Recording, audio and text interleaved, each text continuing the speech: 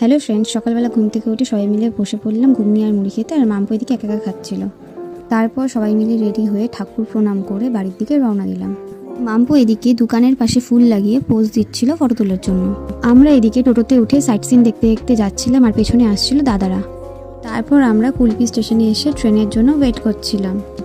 ট্রেনে উঠে করে নিলাম একটা ভিডিও, আর এই জায়গাটা খুব সুন্দর লাগছিল। বাড়ি ফিরে মাম্পু একা একা লাঞ্চ করে নিল। আমাদের পাওয়ার ব্যাঙ্কটা প্রবলেমের জন্য এক্সচেঞ্জ করে দেওয়া হয়েছিল, সেটাই এখন করছি আনবক্সিং। তারপর একটা মাজার প্যাকেট নিয়ে আইসক্রিম মোল্ডে ঢেলে রেখে দিলাম ডিপ ফ্রিজে। তারপর আমি এদিকে চাটনির জন্য কাটছিলাম টমেটো, আর এইদিকে পাঁপড় ভেজে নেওয়ার পর এখন বসাচ্ছি চিকেন কষা।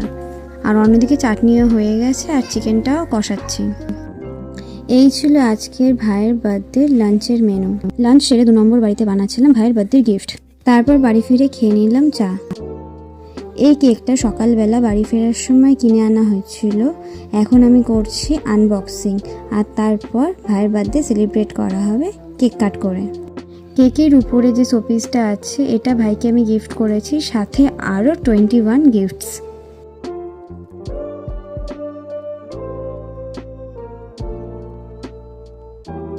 এই চকলেট বুকেটা আমি নিজে হাতে বানিয়েছি, আর এখন সেটা আমি ভাইকে গিফট করব।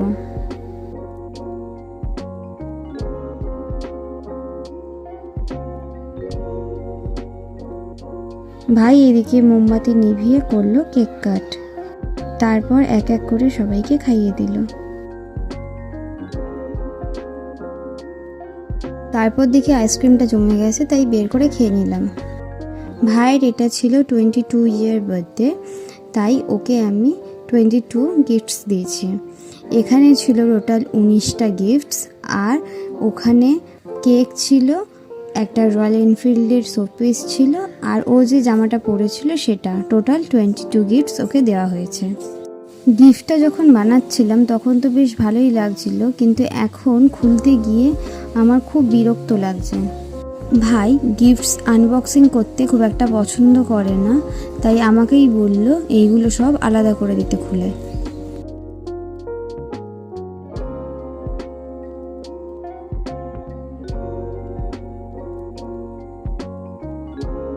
এখানে স্ন্যাক্স আইটেম ছিল টোটাল 18টা, আর বুকের বেসটা ছিল জলের বোতল দিয়ে বানানো, ওটা ছিল 19 নম্বর গিফট। মা এদিকে ডিনার রেডি করছিল। আজকে ডিনারে ছিল ফ্রাইড রাইস আর চিকেন কষা। তারপর খেয়ে নিলাম থামস আপ। আজকে মিনি ব্লগ এই অবধি, টাটা।